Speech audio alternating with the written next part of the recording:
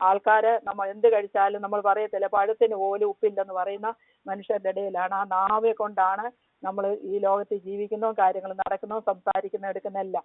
എന്നാൽ ഈ നാവിൽ നിന്നും വരുന്നതായ ദോഷകരമായ കാര്യങ്ങളെ കുറിച്ചാണ് നമ്മൾ കഴിഞ്ഞ നാളുകളിൽ ചിന്തിച്ചുകൊണ്ടിരിക്കുന്നത്. ആദ്യം നമ്മൾ പറഞ്ഞു, നാവിനെ കുറിച്ച് പറഞ്ഞു, നാവ് ഒരു ചെറിയ അവയവമാണ്, അത് വമ്പ് പറയുന്നതാണ്, അതൊരു തീയാണ്, അത് ദേഹത്തെ മുഴുവൻ മലിനമാക്കുന്നതാണ്, ജീവചക്രത്തിന് തീ കൊളുത്തുന്നതാണ്. അല്ലെ സ്തോത്രം. മനുഷ്യർക്കാർക്കും അതിനെ നാവിനെ മരുക്കാവതല്ല, അടങ്ങാത്ത ദോഷമാണ്, മരണകരമായ വിഷം നിറഞ്ഞതാണ്. ഈ 8 കാര്യങ്ങളാണ് നാവിനെ കുറിച്ച് നമ്മൾ യാക്കോബിന്റെ ലേഖനം 3-ാം അധ്യായത്തിൽ വായിക്കുന്നത്.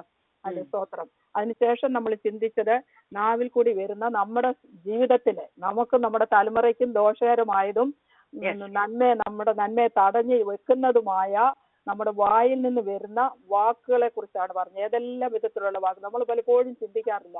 ഈ വാക്കുകൾ ഞാനതൊരു 24 കൂട്ടം വാക്കുകളെ കുറിച്ച് കഴിഞ്ഞ 3-4 ആഴ്ച കൊണ്ട് സംസാരിച്ചു. എല്ലാരും കേട്ട് മടുത്ത് കാണും. കാരണം എപ്പോഴും ഈ നാവെന്നും പറഞ്ഞുകൊണ്ടിരിക്കുന്നതിനെ കുറിച്ച്. എന്നാല് നമ്മുടെ നന്മയും അനുഗ്രഹവും ജീവനും മരണവും എല്ലാം ഇതിൽ നിന്നാണ് ഉണ്ടായിക്കൊണ്ടിരിക്കുന്നത്. അതുകൊണ്ട് നമ്മൾ എപ്പോഴും സൂക്ഷിക്കേണ്ടത് നമ്മുടെ നാവിനെയാണ് സൂക്ഷിക്കേണ്ടത്. ഹല്ലേലൂയ സ്തോത്രം. എനിക്ക് പനിയാണ്, എനിക്കിപ്പോൾ അസുഖം വരുമെന്ന് ഞാൻ 2-3 പ്രാവശ്യം പറഞ്ഞു കഴിഞ്ഞാൽ തീർച്ചയായിട്ടും അസുഖം വന്നിരിക്കും. ഹല്ലേലൂയ. ഞാൻ ഈ കിടപ്പിൽ കിടന്ന് എഴുന്നേക്കത്തില്ല, ഇപ്പോഴും എഴുന്നേക്കത്തില്ല, ഇനി ഒരാഴ്ച എന്നൂടെ കിടക്കുമായിരിക്കും, ഇനിയല്ലേ ഒരു അസുഖം ഉണ്ട്, വല്ല സർജറിയും ചെയ്തേലേ മാറിക്കൊള്ളായിരിക്കും. ഇങ്ങനെയുള്ള വാക്കുകൾ, നമ്മുടെ വാക്കുകൾ തന്നെയാണ് നമ്മളെ പലവിധമായ രോഗത്തിലേക്ക് കൊണ്ടുപോകുന്നത്. നമ്മൾ മനുഷ്യ ജീവിതത്തെ തകർക്കുന്നതും നമ്മളെ കഷ്ടപ്പെടുത്തുന്നതും നമ്മുടെ ദേഹത്തെ മുഴുവൻ മലിനമാക്കി ജീവചക്രത്തിന് തീ കൊളുത്തുന്നതും അതുപോലെ നമ്മുടെ പ്രാണനെ കഷ്ടത്തിലേക്ക് കടത്തിവിടുന്നതും ശിക്ഷാവിധിക്ക് യോഗ്യമായ വാക്കുകളാണ്. കഴിഞ്ഞ ദിവസങ്ങളിൽ പറഞ്ഞ് 24 കൂട്ടം വാക്കുകൾ പറഞ്ഞു. എന്നാൽ ഇനി നമ്മുടെ ജീവിതത്തിന്റെ അനുഗ്രഹത്തിനും നന്മയ്ക്കുള്ളതും ദൈവത്തിന് പ്രസാദവുമായ ചില വാക്കുകളെ കുറിച്ച് നമുക്ക് ചിന്തിക്കാം. ഇന്നുകൊണ്ട് തീർക്കണമെന്ന് എനിക്ക് ആഗ്രഹമുണ്ട്. സ്തോത്രം. നമ്മുടെ ജീവിതത്തിൽ നമുക്ക് അനുഗ്രഹം വരണം, നന്മ വരണം. മറ്റേത് ശിക്ഷാവിധി വരുത്തുന്നതാണ്. ഈ ലോകത്തിലല്ല, കർത്താവിന്റെ സന്നിധിയിൽ തന്നെയും നമുക്ക് ന്യായവിധിക്ക് യോഗ്യമാകുന്ന വാക്കുകളാണ് ഉള്ളത്. നമ്മൾ പറഞ്ഞല്ലോ, സഹോദരനോട് നിസാര എന്ന് പറഞ്ഞാൽ ന്യായാധിപ സംഘത്തിന്റെ മുൻപാകെ നിൽക്കേണ്ടി വരുമെന്നാണ്. സഹോദരനോട് കോപിച്ചാൽ ന്യായവിധിക്ക് യോഗ്യനാകും. അതുപോലെ സഹോദരന് മൂഢ എന്ന് പറഞ്ഞാലോ അഗ്നി നരകത്തിന് യോഗ്യനാകും. സഹോദരനോടല്ല മക്കളോടൊക്കെ പൂളെന്ന് ഇടിയേറ്റെന്നും ഒക്കെ പറയുമ്പോൾ ഒന്ന് ചിന്തിച്ചേച്ചേ പറയാവൂ, ഞാൻ അഗ്നി നരകത്തിന് യോഗ്യനാകും. അതുകൊണ്ട് എന്റെ വായിൽ നിന്നത് വീഴരുത്. അല്ലെ സ്തോത്രം. അല്ലെങ്കിൽ അതുപോലെ സഹോദരങ്ങളോട് നിന്നെ കൊള്ളത്തില്ല, ഒന്നിനും കൊള്ളത്തില്ല, നിനക്ക് കഴിവില്ല എന്ന് പറഞ്ഞ് നമ്മൾ തള്ളിക്കളയല്ലേ. കാരണം ക്രിസ്തുവിന്റെ ശരീരത്തിന്റെ ഓരോ അവയവമാണ് നമ്മളെന്ന് ഓർത്തോണം. കർത്താവിന്റെ ശരീരത്തിന്റെ അവയവത്തെ മറ്റുള്ളവർ ഒരു അവയവം ഇരുന്ന് വേറൊരു അവയവത്തെ കുറ്റപ്പെടുത്താൻ ദൈവം ആഗ്രഹിക്കുന്നില്ല. എന്റെ വലം കൈ ഇരുന്നോണ്ട് ഇടം കൈയോട് പറയുകയാണ്, നിന്നെ കൊള്ളത്തില്ല, നിനക്ക് ബലമില്ല, നിനക്ക് ജോലി ചെയ്യാൻ അറിയത്തില്ല, നിന്നെ കൊണ്ട് പ്രയോജനമില്ലെന്ന് നമ്മൾ പറഞ്ഞു കഴിഞ്ഞാല് ആ കൈ അങ്ങനെ തന്നെ ബലഹീനമായി പോകുമെന്നുള്ള കാര്യം നമ്മൾ ചിന്തിക്കണം. ഹല്ലേലൂയ സ്തോത്രം. ഹല്ലേലൂയ സ്തോത്രം. സ്തോത്രം. നമ്മള് ഇടം കൈ വലം കൈ എന്നൊക്കെ പറയുമ്പോൾ നമ്മള് വേറൊരു നമ്മുടെ കുടുംബത്തെ എടുത്ത ഒരു കാര്യം നമ്മൾ പറഞ്ഞപ്പോ എന്റെ ഓർമ്മയിൽ വന്നാണ്. കുടുംബത്തെ എടുക്കുമ്പോഴും നമ്മൾ ഓർത്തോണം. ഹല്ലേലൂയ സ്തോത്രം. ഹല്ലേലൂയ. നമ്മുടെ ഭർത്താക്കന്മാർ നമ്മുടെ വലത്തെന്നുള്ളതും ഇടത്തെന്നുള്ളതും ഒക്കെ ആയിട്ട് നമ്മൾ ചിന്തിച്ച് വെക്കുമ്പോൾ ഭർത്താക്കന്മാർ ഇരുന്നുകൊണ്ട് ഭാര്യയോട് പറയുകയാണ്, ഇടം കൈയോട് വലം കൈ ഇരുന്നുകൊണ്ട് ഇടം കൈയോട് പറയുകയാണ്, നിനക്ക് വലിയ കഴിവൊന്നുമില്ല, നിന്നെ കൊള്ളത്തില്ല, നിനക്ക് സൗന്ദര്യമില്ല, നിറമില്ല, നിനക്ക് കാഴ്ചയില്ല, കേൾവിയില്ല, നിനക്ക് ജോലി ചെയ്യാനുള്ള കഴിവില്ല, എനിക്ക് തക്കതായ തുണയായിട്ടല്ല, നിന്നെ ഞാൻ അറിയാതെ എടുത്താന്നോ അല്ലെ മറ്റുള്ളവർ എന്നെ ചതിച്ചതാണെന്നോ ഒക്കെ ഇങ്ങനെ പുലമ്പിക്കൊണ്ടിരിക്കുന്നവർ ഓർക്കണം, ക്രിസ്തുവിന്റെ ശരീരത്തിന്റെ അവയവമാണ്. അതിനെയാണ് നമ്മൾ കുറ്റപ്പെടുത്തുന്ന ഓർക്കണം. കർത്താവ് സഹിക്കത്തില്ല. അവരുടെയും ഇവരുടെയും ദൂതന്മാർ ദൈവത്തിന്റെ മുഖം കണ്ടുകൊണ്ടിരിക്കുന്നു എന്നാണ് നമ്മൾ വായിക്കുന്നത്. കർത്താവ് ഭാര്യയെ പരിഹസിച്ചുകൊണ്ടിരുന്നാല് ആ ഭാര്യ ക്രമേണ കഴിവില്ലാത്തവളായി പോകത്തേ ഉള്ളൂ. അതുകൊണ്ട് കഴിവില്ലാത്തവരെ നമ്മൾ പ്രോത്സാഹിപ്പിച്ച്, നിനക്ക് കഴിവുണ്ട്, ആര് പറഞ്ഞു നിനക്ക് കഴിവില്ലെന്ന്, നീ മിടുക്കിയാണ്, നിന്നെ കൊണ്ടത് കഴിയും, നിനക്കത് ചെയ്യാൻ കഴിയും, നിനക്കവിടെ പോകാൻ കഴിയും, നിനക്ക് വണ്ടി ഓടിക്കാൻ കഴിയും, നിനക്ക് ജോലി ചെയ്യാൻ കഴിയും, നിനക്ക് പ്രാർത്ഥിപ്പാൻ കഴിയും. ഇതെല്ലാം നമ്മൾ പറഞ്ഞ് അവരെ പ്രോത്സാഹിപ്പിക്കണം. എത്രയോ സഹോദരന്മാര് ഭാര്യമാരെ പ്രോത്സാഹിപ്പിച്ച് ആത്മീയമായിട്ട് വളർത്തിക്കൊണ്ട് വന്നിട്ടുണ്ട്. നമ്മൾ പലരുടെ ജീവചരിത്രത്തിൽ നമ്മൾ വായിച്ചിട്ടും കേട്ടിട്ടും ഉണ്ടല്ലോ. അല്ലെ സ്തോത്രം. നമ്മുടെ ആൾക്കാരാണ് കൂടുതലും പെണ്ണുങ്ങളെ താഴ്ത്തി ഇങ്ങനെ ഇട്ടേക്കുന്നത്. അതുകൊണ്ട് ഒരവയവം ഇരുന്ന് വേറൊരു അവയവത്തെ കുറ്റപ്പെടുത്തി അവരെ തളർത്തിക്കളയരുത്. വളർത്തിയെടുക്കുവാൻ കഴിഞ്ഞില്ലേലും അവർ തളർന്നു പോകുന്നതിനോ നിലംപരിചായി പോകുന്നതിനോ നമ്മുടെ വാക്കുകൾ മുഖാന്തരം ഇടയാകരുത്. പ്രത്യേകിച്ച് എടുത്തി ചാടിയും ആലോചന ഇല്ലാതെ സംസാരിക്കുന്നവരാണ് നമ്മൾ. നമുക്കൊരു ഗുണമുണ്ട്, അവിടെ പറയും നമ്മൾ ബലഹീന പാത്രമാണെന്ന് എപ്പോഴും പറഞ്ഞുകൊണ്ടിരിക്കും. ആ ബലഹീന പാത്രത്തെ ഒന്ന് തൊട്ടേ അന്നേരം അറിയാം അവർക്ക് ബലമുണ്ടോ ഇല്ലയോ എന്ന്. അതുകൊണ്ട് ആരും ബലഹീന പാത്രങ്ങളൊന്നും അല്ല. അല്ലെ സ്തോത്രം. അവർ ക്രിസ്തുവിന്റെ കൂട്ടവകാശികളാണെന്നുള്ളത് മനസ്സിലാക്കിക്കൊണ്ട് അന്യോന്യം പെരുമാറണം. അതുപോലെ മക്കളോട് പറയുമ്പോൾ ഒരിക്കലും നിനക്ക് പഠിക്കാൻ ബുദ്ധിയില്ല, നിനക്ക് കഴിവില്ല എന്ന് നമ്മൾ പറയരുത്. നിസാരെന്ന് പറഞ്ഞാൽ പോലും ന്യായാധിപ സംഘത്തിന്റെ മുൻപാകെ നമ്മൾ നിൽക്കേണ്ടി വരും. ഇത് രക്ഷിക്കപ്പെട്ട് ദൈവസഭയിൽ ഉള്ളവരോടാണ് ഈ പറയുന്നത്. നമ്മൾ ഓർത്തോണം, പുറമേ ഉള്ളവരോടല്ല ഈ പറയുന്നത്, ദൈവ മക്കളോട് സഭയിലുള്ളവരോടാണ് ഈ പറയുന്നത്. നമ്മൾ പലപ്പോഴും പലരെയും പറയാൻ പറ്റില്ല, അവനൊരു ഇടിയറ്റ്, അവൻ ചുപ്പിട, ഒരു പൂള എന്നൊക്കെ പറയത്തില്ലേ. ദൈവമക്കളെ, നമ്മുടെ വായിന്ന് അത് വീഴരുത്. ഹല്ലേലൂയ സ്തോത്രം, ഹല്ലേലൂയ സ്തോത്രം, സ്തോത്രം. അത് വീട് നമ്മൾ അഗ്നി നരകത്തിന് യോഗ്യനായി തീരുന്ന ഒന്നും നമ്മുടെ വായിൽ നിന്ന് ഉണ്ടാകരുത്. സ്തോത്രം. ഈ ദിവസങ്ങളിൽ നമ്മുടെ വാക്കുകളെ ചുരുക്കാനും ദൈവകൃപയിൽ മുൻപോട്ട് പോകാനും കർത്താവ് നമ്മളെ സഹായിക്കട്ടെ. സ്തോത്രം. നമ്മുടെ നന്മകൾക്ക് അനുഗ്രഹത്തിനും ഉള്ളതായ ചില വാക്കുകളെ കുറിച്ച് പറയാൻ ആഗ്രഹിക്കുന്നു. സ്തോത്രം. മൃദുവായ വാക്ക്, അത് നമ്മൾ സദൃശവാക്യം 15:1 വായിക്കുന്നു. മൃദുവായ ഉത്തരം ക്രോധത്തെ ശമിപ്പിക്കുന്നു. സ്തോത്രം. ക്രോധത്തെ ശമിപ്പിക്കുന്ന എന്താ? ഒരു മൃദുവായ ഉത്തരം. കോപിച്ച് വരുന്ന ഒരാളോട് മൃദുവായി ശാന്തമായി ഉത്തരം പറഞ്ഞാൽ ആ കോപം ശമിക്കുമെന്നാണ് പറയുന്നത്. നമുക്കറിയാം, നമ്മുടെ പിള്ളേരൊക്കെ ദേഷ്യപ്പെട്ട അപ്പന്മാരൊക്കെ അല്ലെ അമ്മമാരോ അടിക്കാനായിട്ട് വിളിക്കുമ്പോൾ അടുത്തോട്ട് വരുമ്പോൾ ചില പിള്ളേർ ഓടി വന്നങ്ങ് കെട്ടിപ്പിടിക്കും. അവർ കെട്ടിപ്പിടിച്ച അപ്പാ എന്നെ തല്ലല്ലേ, പപ്പ എന്നെ തല്ലല്ലേ, ഡാഡി എന്നെ തല്ലല്ലേ, മമ്മി എന്നെ തല്ലല്ലേ. അപ്പൊ അത് കേൾക്കുമ്പോൾ നമുക്ക് അങ്ങോട്ട് വന്ന നമ്മുടെ കോപം അങ്ങ് മാറിപ്പോവും. ചില പിള്ളേരെന്ന് തന്നെ അടിച്ചോന്നും പറഞ്ഞുകൊണ്ട് അങ്ങോട്ട് നിൽക്കുന്നവരുണ്ട്. ചിലത് ഓടിപ്പോകുന്ന ടൈപ്പുകളാണ്. ഇതെല്ലാം നമ്മുടെ ജീവിതത്തിൽ നമ്മൾ ചെയ്തിട്ടുള്ളത്, നമ്മൾ കണ്ടിട്ടുള്ളതുമാണ്. നമ്മൾ ഓർക്കണം, നമ്മൾ ചിലരോട് സംസാരിക്കുമ്പോൾ അവർ വളരെ ശാന്തമായും സാവധാനമായിട്ടാണ് നമ്മളോട് ചിലർ സംസാരിക്കുന്നത്. അല്ലേ, ചിലർ സംസാരം കേട്ടാൽ എന്ത് പതുക്കെ, ചിലപ്പോൾ നമുക്ക് കേൾക്കാൻ പോലും കഴിയത്തില്ല. അതുപോലെ ശാന്തമായാണ് അവര് സംസാരിക്കുന്നത്. പ്രത്യേകിച്ച് സ്ത്രീകളെ കുറിച്ച് പറയുമ്പോൾ അവർ ശാന്തമായി സംസാരിക്കണമെന്നാണ്. ഭർത്താക്കന്മാരോടും മാതാപിതാക്കളോടും കോപിച്ചും ചാടിക്കടിച്ചും ഒന്നും സംസാരിക്കാൻ പാടില്ല. അത് ദൈവവചനം നമ്മളെ അനുവദിച്ചിട്ടില്ല. സ്തോത്രം. പ്രത്യേകിച്ച് മുൻകോപിയായ ഒരു ഭർത്താവ് കടന്നു വരുമ്പോൾ അല്ലെ സ്തോത്രം, എങ്ങനെ സംസാരിക്കണമെന്നുള്ളത് നമ്മൾ അറിഞ്ഞിരിക്കണം ശാന്തമായിട്ട്. ഹല്ലേലൂയ. ക്രോധത്തെ ശമിപ്പിക്കത്തക്ക വിധത്തിലുള്ള വാക്കുകളായിരിക്കണം നമ്മുടെ വായിൽ നിന്നും വീഴേണ്ടത്. വടി കൊടുത്ത് ആരും അടി മേടിക്കാനായിട്ട് ഇരിക്കരുത്. ഹല്ലേലൂയ. അവരുടെ മൂഡ് നല്ലതല്ല. കയറി വരുമ്പോൾ തന്നെ മൂഡ് നല്ലതല്ല. നമ്മൾ കണ്ടു കഴിഞ്ഞാൽ അല്പം അങ്ങ് മാറി നിൽക്കുക. അന്നേരം ഓടി ചെന്നേച്ച് നമ്മുടെ വീട്ടിലെ കാര്യങ്ങളും ബന്ധപ്പാടുകളുടെ കാര്യവും ഇല്ലായ്മയുടെ കാര്യവും പിള്ളേർ ചെയ്ത കുരുത്തക്കേടും എല്ലാം അങ്ങോട്ട് ചെന്ന് പറഞ്ഞേച്ച് അവിടെ ഒച്ചയും ബഹളവും കലഹവും ഉണ്ടാക്കരുത്. അതുകൊണ്ട് മൃദുവായ ഉത്തരം പറയാൻ നമ്മളെല്ലാവരും ശീലിച്ചിരിക്കണം. ശാന്തമായി നമ്മൾ സംസാരിക്കാൻ നമ്മൾ പഠിച്ചിരിക്കണം. കോപം വരുമെന്നുള്ള ശരിയാ, നമ്മൾ ചിലപ്പോൾ കോപിക്കും, കോപം വരും, പിള്ളേരെ അടിച്ചെന്നിരിക്കും, കോപിച്ച് പറഞ്ഞെന്നിരിക്കും. എങ്കിലും നമ്മൾ കഴിവുള്ളിടത്തോളം നമ്മൾ ഈ പ്രെയർ ലൈനിൽ നാളുകൾ കൊണ്ട് വരുന്നു, പ്രാർത്ഥിക്കുന്നു, വചനം കേൾക്കുന്നു. നമ്മുടെ സ്വഭാവത്തിനൊരു മാറ്റമില്ലെങ്കിൽ അതുകൊണ്ട് ഒരു പ്രയോജനവുമില്ല. നമുക്ക് നമ്മുടെ വാക്കുകളെ സൂക്ഷിക്കാം, നമ്മുടെ നന്മകൾ നമുക്ക് ഇന്ന് മുതൽ നമ്മുടെ വായെ സൂക്ഷിച്ച് നമ്മൾ മുൻപോട്ട് പോകും. നമുക്കറിയാം നമ്മുടെ ജീവിതത്തിലെ കുടുംബത്തിൽ എത്ര വ്യത്യാസം വരുന്നെന്നുള്ളത് നമുക്ക് കാണാൻ കഴിയും. രണ്ടാമത്, പരിജ്ഞാനമുള്ള അധരത്തെക്കുറിച്ച് സദൃശവാക്യം 20:15 നമ്മൾ വായിക്കുന്നു. പരിജ്ഞാനമുള്ള അധരങ്ങളോ വിലയേറിയ ആഭരണമാകുന്നു. സ്തോത്രം. വിലയേറിയ പരിജ്ഞാനമുള്ള ആദരം. ആഭരണം ഇല്ലെന്നും പറഞ്ഞ് നമ്മൾ ആരും ഭാരപ്പെടണ്ട. ഹല്ലേലൂയ. നമ്മൾ ആഭരണം എല്ലാം മാറ്റി വെച്ച് കഴിഞ്ഞേച്ച് എനിക്ക് ആഭരണം ഇല്ലെന്നുള്ള നിരാശയിലേക്ക് ആരും പോകരുത്. പരിജ്ഞാനമുള്ള ഒരു ആദരം മതി. അത് നമുക്ക് വില കൊടുത്ത് വാങ്ങിക്കാൻ പറ്റുന്നതല്ല. അതിനേക്കാൾ വിലയേറിയതാണ് ഈ ജ്ഞാനം. സദൃശവാക്യത്തിൽ ജ്ഞാനത്തെക്കുറിച്ച് ഒരുപാട് കാര്യങ്ങൾ പറഞ്ഞിട്ടുണ്ട്. അത് വിലയേറിയതാണെന്ന് പറഞ്ഞിട്ടുണ്ട്.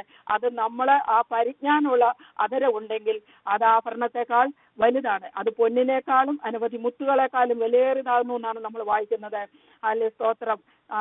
ശലോമോൻ സദൃശവാക്യം എഴുതുമ്പോൾ ആദ്യത്തെ 1-ാം അധ്യായം ആദ്യ ഭാഗങ്ങളിൽ തന്നെ നമ്മൾ വായിക്കുമ്പോഴുണ്ട് അല്ലെ സ്തോത്രം, ജ്ഞാനവും പ്രബോധനവും പ്രാപിക്കാനും പരിജ്ഞാനം, നീതി, ന്യായം, നേരെ എന്നിവയ്ക്കായി പ്രബോധനം ലഭിക്കാനുമാണ് എന്ന് പറയുന്നുണ്ട്. അതിനുവേണ്ടിയാണ്, ജ്ഞാനവും പരിജ്ഞാനം ലഭിക്കാൻ വേണ്ടിയാണ് ഇത് എഴുതിയിരിക്കുന്നതെന്ന് പറഞ്ഞാണ് ആദ്യത്തെ 5-6 വാക്യങ്ങളിൽ ശലോമോൻ പറഞ്ഞിട്ടുണ്ട്. സ്തോത്രം. അതുപോലെ സദൃശവാക്യത്തിൽ ഒരുപാട് കാര്യം പറഞ്ഞിട്ടുണ്ട്. ജ്ഞാനം പ്രാപിക്കുന്ന മനുഷ്യന് വിവേകം മേടിക്കുന്ന നരനും ഭാഗ്യമുള്ളവനാണ്. അത് തങ്കത്തിലും മുത്തുകളിലും വിലയേറിയതാണ്. മനോഹര വസ്തുക്കൾ ഒന്നും അതിന് തുല്യമായിട്ടില്ല. അതിന്റെ വലം കൈയിൽ ദീർഘായുസ്സും ഇടം കൈയിൽ ധനവും മാനവും ഇരിക്കുന്നു. നമ്മൾ ആരെങ്കിലും ണ്ടോ? ജ്ഞാനത്തിന് കൈയുണ്ടോ? ജ്ഞാനത്തിന്റെ വലം കൈയില് എന്താ ഉള്ളത്? ദീർഘായുസുണ്ട്. ഇടം കയ്യിൽ എന്തുവാ? ധനവും മാനമുണ്ട്. ഇത് രണ്ടിൽ കൂടുതൽ എന്തോ നമുക്ക് വേണ്ടത്? ഇടത്തും വലത്തുമുള്ള കൈകളില് ദീർഘായുസുണ്ട്, ധനം വേണ്ടതുണ്ട്, മാനം വേണ്ടി, ഇതെല്ലാം നമുക്കുണ്ട്. അത് ജ്ഞാനം സമ്പാദിക്കുന്നവന്, പരിജ്ഞാനത്തോടെ പെരുമാറുന്നവന് വെച്ചിരിക്കുന്ന പ്രതിഫലമാണിത്. സ്തോത്രം.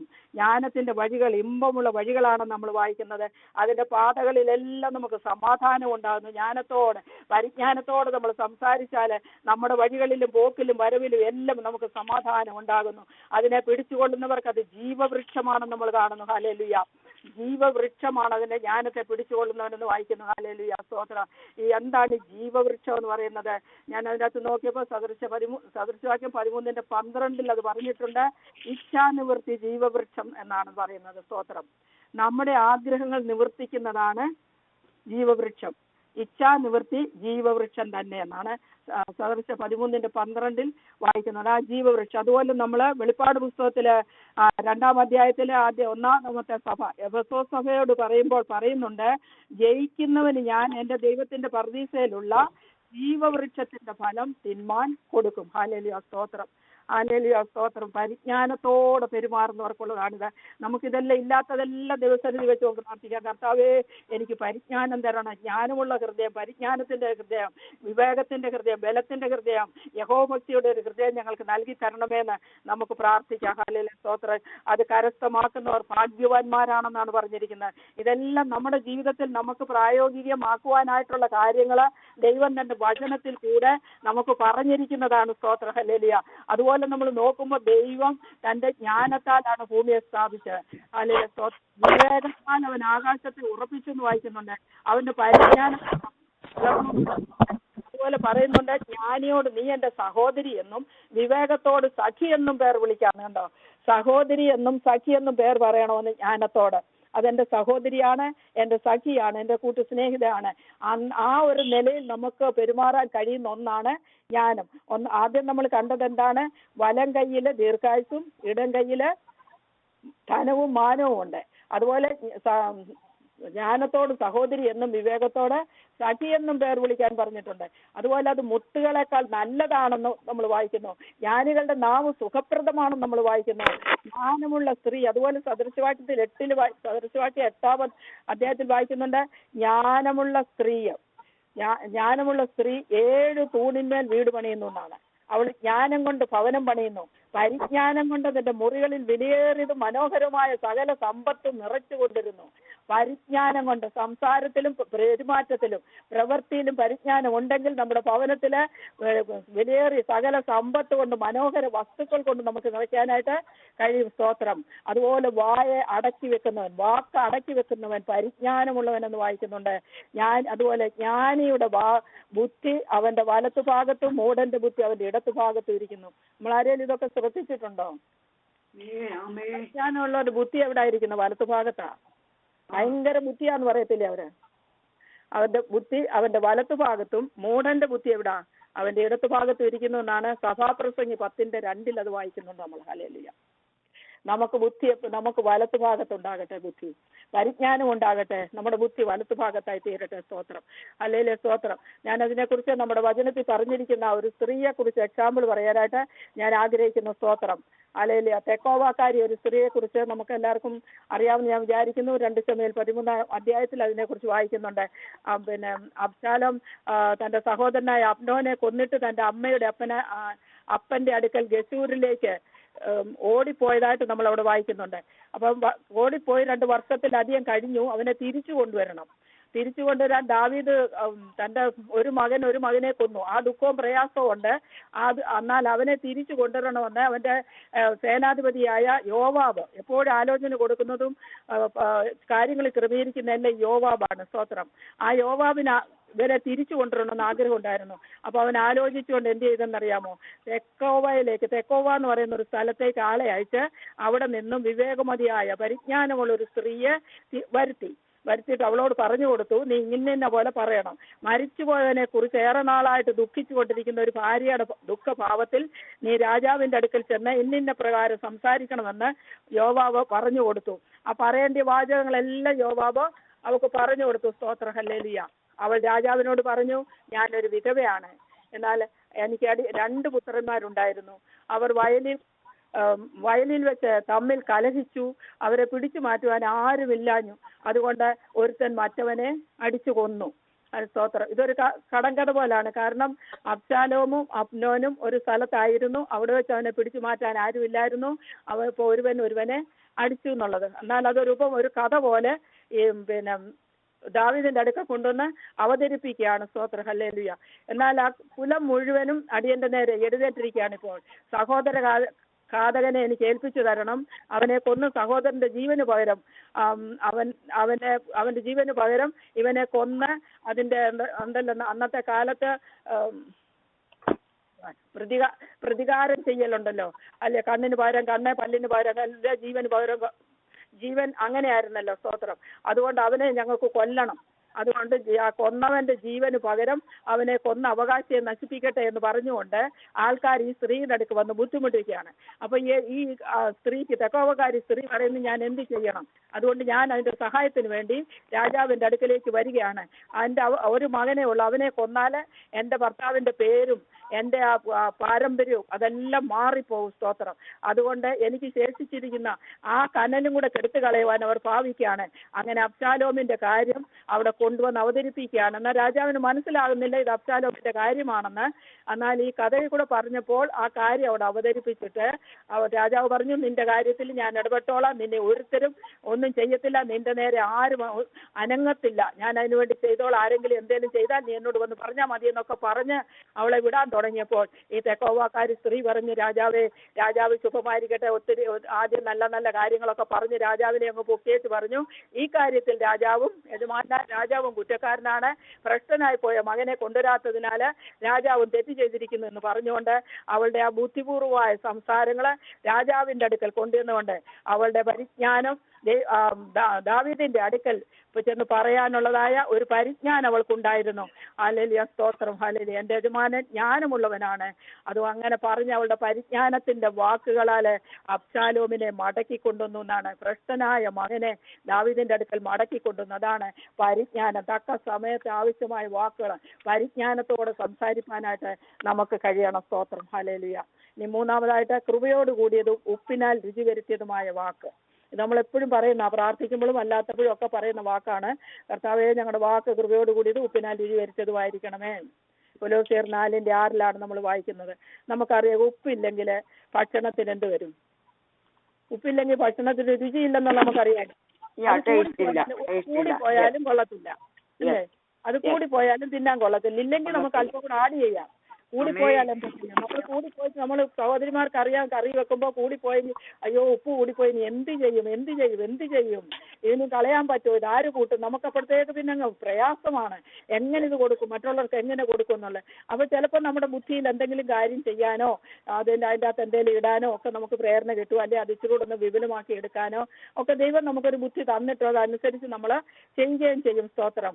അതാണ് ഉപ്പിനാൽ രുചി വരുത്തുക. ഉപ്പ് പാകമാണെങ്കിൽ മാത്രമേ ആ കറിക്ക് രുചിയും വരത്തുള്ളൂ. അത് നമുക്ക് അറിയാവുന്നതാണ്. സ്തോത്രം. അതുകൊണ്ട് നമ്മൾ എന്ത് ചെയ്യണമെന്നറിയാമോ? ഓരോരുത്തരോടും നമ്മൾ എങ്ങനെ ഇടപെടണമെന്നുള്ളത് അറിയേണ്ടതിന് നമ്മുടെ വാക്ക് കൃപയോടുകൂടി ആയിരിക്കണം. ഓരോ മനുഷ്യരെ നമുക്ക് കാണുമ്പോൾ അറിയാം ഇവരോട് എങ്ങനെ ഇടപെടേണ്ടിയെന്ന്. ചില മനുഷ്യരുടെ മുഖത്ത് നോക്കുമ്പോൾ തന്നെ ആളുടെ ഒരു സ്വഭാവം നമുക്ക് കുറെയൊക്കെ മനസ്സിലാക്കാനായിട്ട് കഴിയും. അത് സ്തോത്രം. അങ്ങനെയുള്ളവരോട് നമ്മൾ ആ വിധത്തില്, ചിലരോട് ചോദിച്ചാൽ തർക്കുത്തരം മാത്രമേ പറയത്തുള്ളൂ. അല്ലെ സ്തോത്രം. ചിലരോട് ചോദിച്ചാൽ എടുത്തടിച്ച പോലെ പറയും. അല്ലെ ഇപ്പൊ അറിഞ്ഞിട്ട് എന്താ ആവശ്യം നിങ്ങൾക്ക്, എന്തിനാ നിങ്ങൾ തിരക്കുന്നത്? ഇങ്ങനെയൊക്കെ നമ്മൾ ചോദിക്കുന്നവരെ ലജ്ജിപ്പിക്കുകയും അപമാനിക്കുകയും ചെയ്യുന്ന ചില വാക്കുകളാണ് ചിലർ പറയുന്നത്. അതൊന്നും കൃപയോട് കൂടി ഉപ്പിനാൽ രുചി വരുത്തിയതുമല്ല. അത് തന്നെയല്ല, വേറൊരു കാര്യമുള്ളത്, നമ്മൾ അങ്ങനെയുള്ള കാര്യങ്ങളൊന്നും ചോദിക്കാനും പാടില്ല. ഒരുത്താന്റെ കാര്യങ്ങളോ വീട്ടുകാര്യങ്ങളെല്ലാം നമ്മൾ ആവശ്യത്തിന് സുഖമാണോ ഇതാണോ അല്ലെ എന്തെങ്കിലും പിള്ളേരുടെ കാര്യം ചോദിച്ചാൽ കൂടുതൽ എടുത്തെടുത്ത് ചോദിക്കാൻ പാടില്ല. നമ്മൾ കഴിഞ്ഞ ദിവസങ്ങളിൽ ചിന്തിച്ച പോലെ വ്യസനിപ്പിക്കുന്ന വാക്കുകൾ പറഞ്ഞുകൊണ്ടിരിക്കരുത്.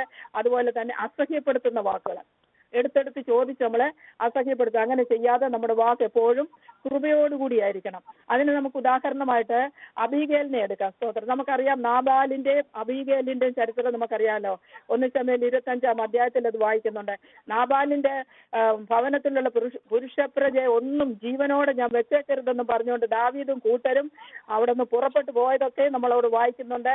എന്തുകൊണ്ടാണ് അത് ചെയ്യാൻ പോയതെന്നുള്ളതും നമുക്കറിയാവുന്ന കഥയാണല്ലോ അതൊക്കെ. അബീഗയിൽ അബീഗയിൽ ഈ വിവരം അറിഞ്ഞുകൊണ്ട് അവരെ എതിരേറ്റ് ചെല്ലുകയാണ്. അവളുടെ കൃപയോടുകൂടിയ വാക്കുകൾ കേട്ട് ദാവീദിന്റെ ഹൃദയം തണുത്തു.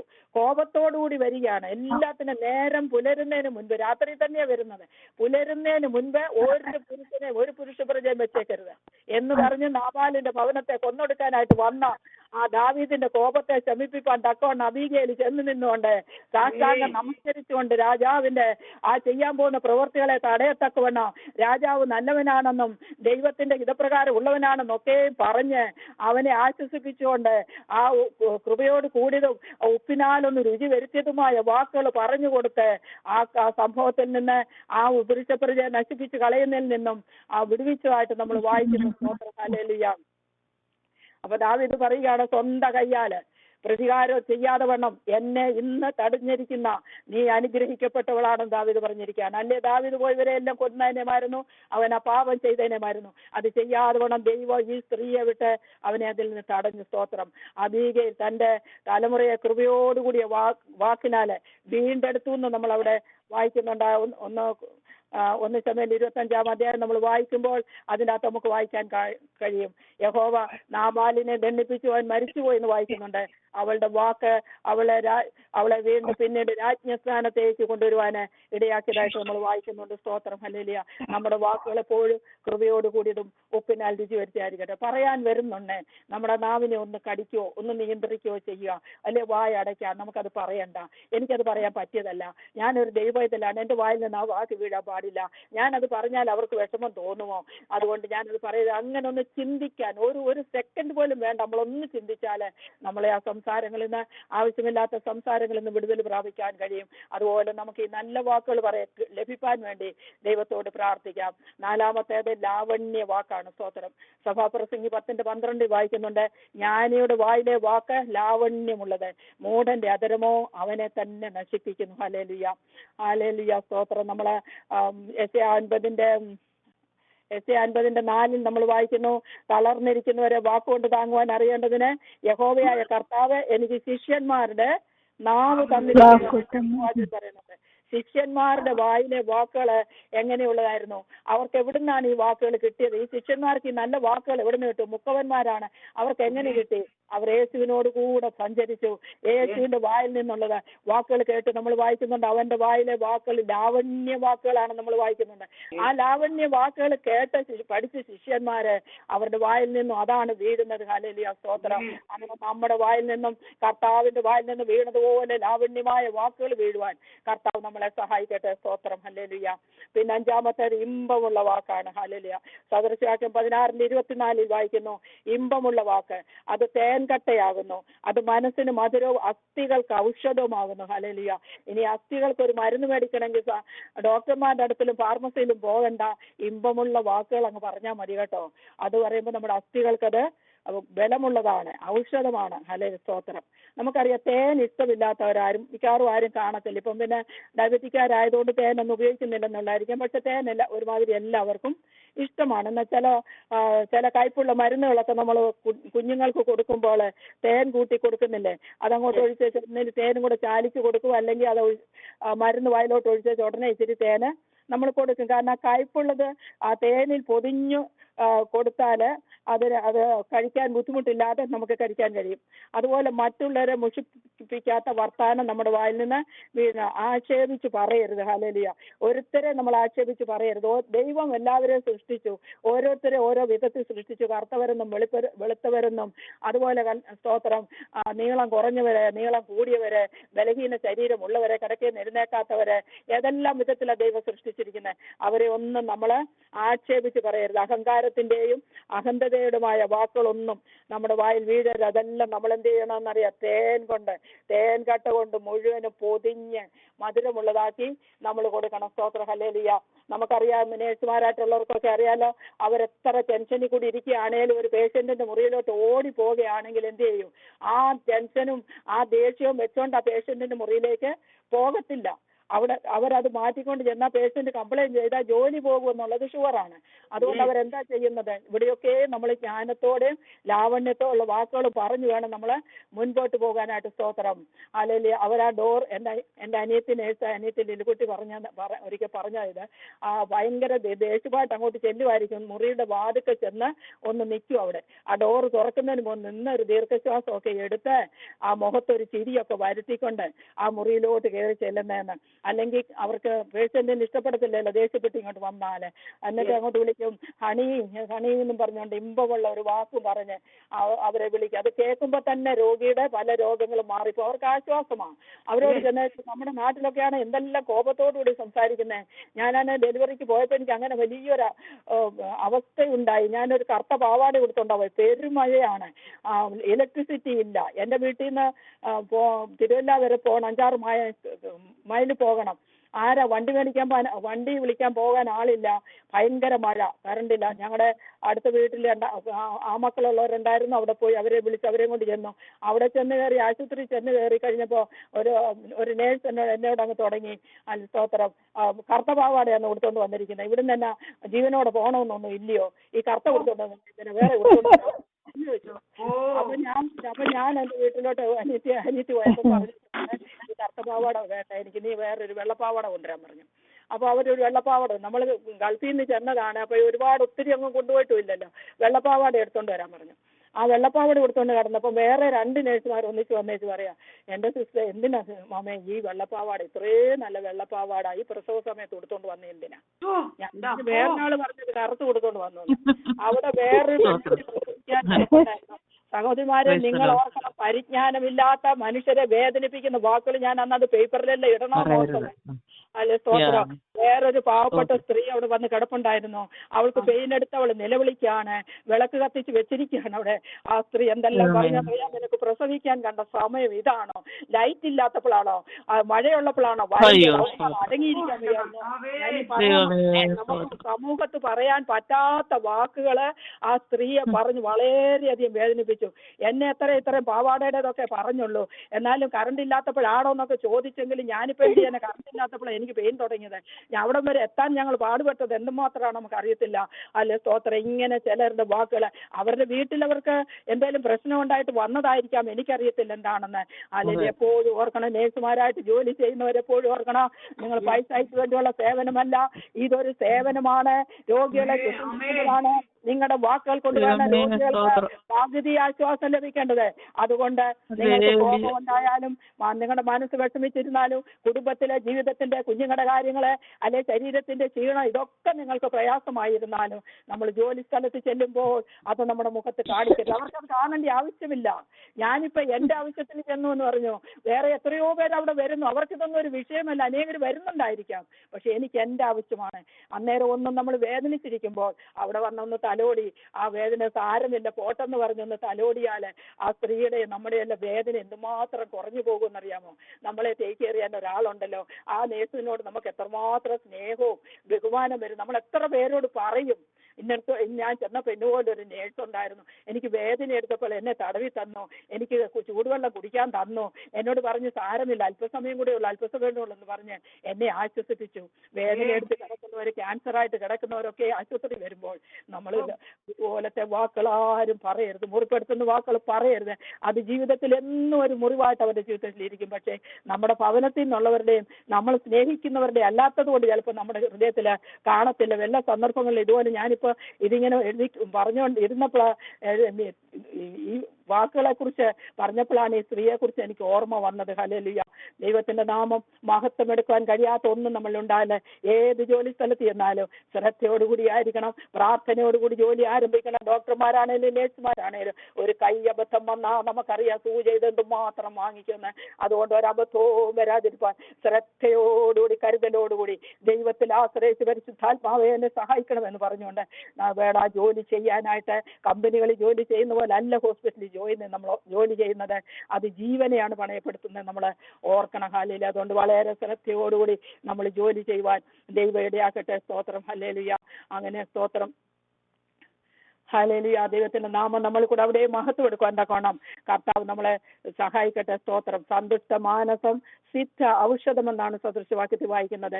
നമുക്ക് സിദ്ധ ഔഷധം, നമ്മുടെ ശരീരത്തിന് രോഗത്തിന് ഒരു മരുന്നാണ് സന്തോഷമുള്ള മനസ്സെന്ന് പറയുന്നത്.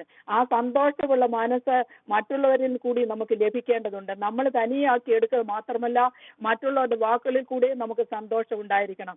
ആ സന്തോഷത്തോടു കൂടി ഇരിക്കുന്നവർക്കാണ് ആരോഗ്യ ബുദ്ധിയുള്ളത്. സ്തോത്രം. നമ്മൾ മറ്റുള്ളവരെ പ്രോത്സാഹിപ്പിക്കുന്നവരായിരിക്കണം, തരം താഴ്ത്തി കളയരുത്. സ്തോത്രം. ഹല്ലേലൂയ.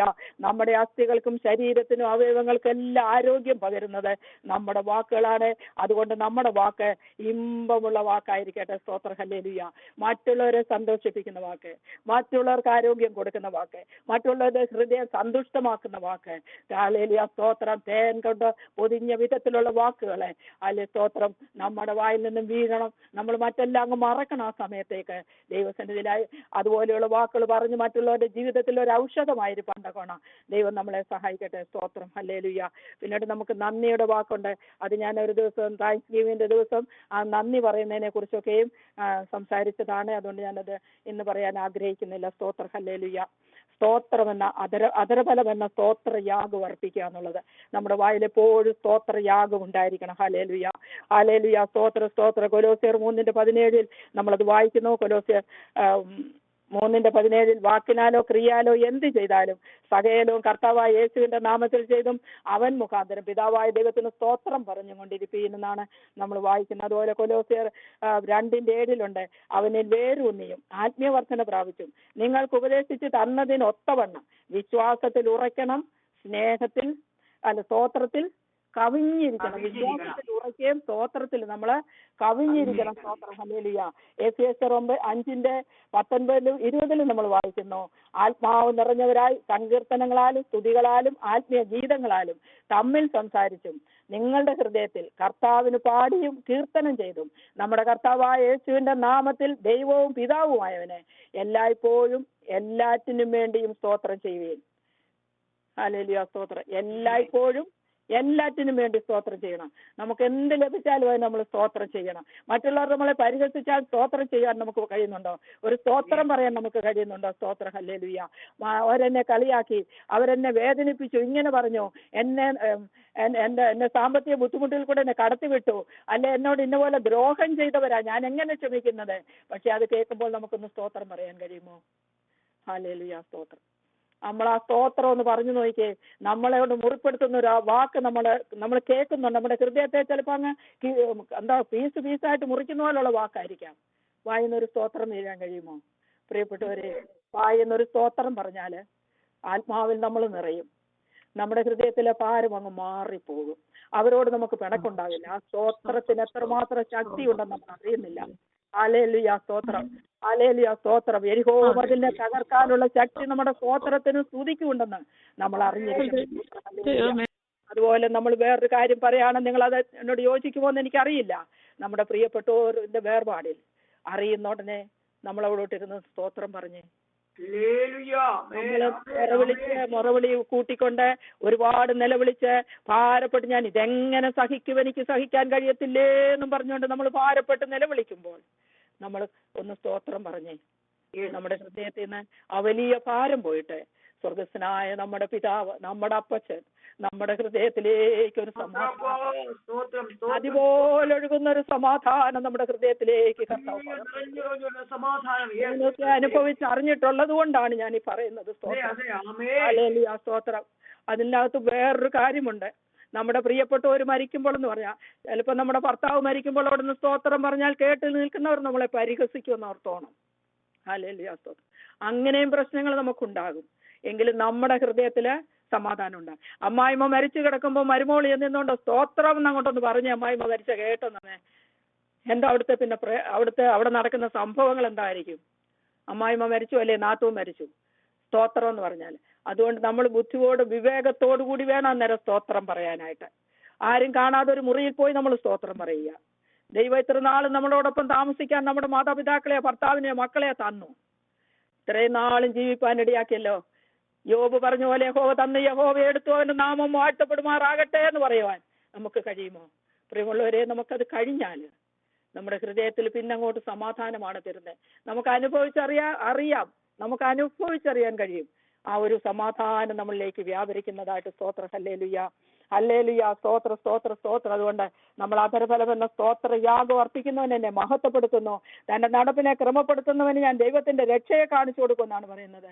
അതുപോലെ പറയുന്നുണ്ട്, സ്തോത്രത്തിൽ പ്രാർത്ഥനയിൽ ഉറ്റിരിപ്പീൻ, സ്തോത്രത്തിൽ ജാഗരിപ്പീൻ എന്ന് പറയുന്നുണ്ട്. സ്തോത്രത്തോടെ നിങ്ങളുടെ ആവശ്യങ്ങളെ ദൈവസന്നിധിയിൽ വെക്കാനാണ് പറഞ്ഞത്. സ്തോത്രം ഒരു യാഗമാണ്. അധരഫലം എന്ന സ്തോത്ര യാഗം വിടവിടാതെ അർപ്പിക്കുന്നതാണ്. അത് സ്തോത്ര യാഗമാണ്. യോബ് തന്റെ മക്കൾക്ക് വേണ്ടി യാഗം കഴിച്ചു എങ്കിൽ, ഓരോരുത്തരും തെറ്റ് ചെയ്തെന്ന് ഓർത്തുകൊണ്ട് ഓരോ മക്കളുടെ സംഖ്യയ്ക്ക് ഒത്തവണ്ണം ഒരു യാഗം കഴിച്ചുവെങ്കിൽ, പ്രിയമുള്ളവരെ, നമുക്ക് നമ്മുടെ പാപങ്ങൾക്ക് വേണ്ടി, നമ്മുടെ തലമുറയ്ക്ക് വേണ്ടി, നമ്മുടെ പൂർവ്വപിതാക്കന്മാർ 3, 4 തലമുറ വരെ ചോദിക്കുമെന്നാണല്ലോ. ആ തലമുറയ്ക്ക് മുമ്പ് വരെ ഉള്ളവരുടെ വാക്കുകളെ പ്രവൃത്തികളെ നമുക്ക് അറിഞ്ഞുകൂടാ. അതിനുവേണ്ടി ദൈവസന്നിധിയിൽ നമുക്ക് സ്തോത്ര യാഗം അർപ്പിക്കാം.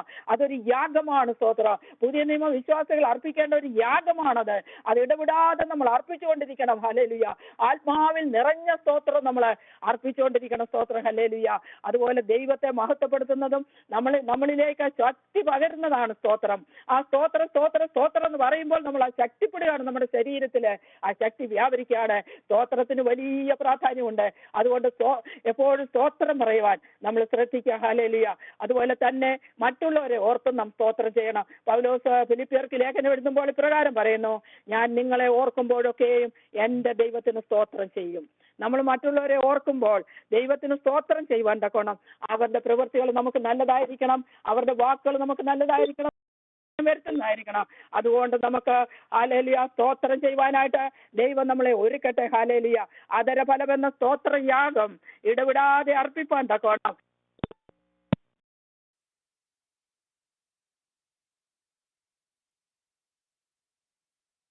സകല അകൃത്യത്തെ ക്ഷമിച്ച് ഞങ്ങളെ കൃപയോടെ കൈക്കൊള്ളണമേ. എന്നാൽ ഞങ്ങൾ അധരഫലം എന്ന സ്തോത്രയാഗം, അധരാർപ്പിതമായ കാളകളെ അർപ്പിക്കുവാണ് പറഞ്ഞത്. ഒരു യാഗമാണത്. ആ യാഗം ഹലോ, കേൾക്കാമോ? ഹലോ, ഇടയ്ക്ക് എന്റെ ശബ്ദം വന്നപ്പോൾ ഞാൻ ലൈൻ പോയത്. അത്തരം യാഗമാണ്.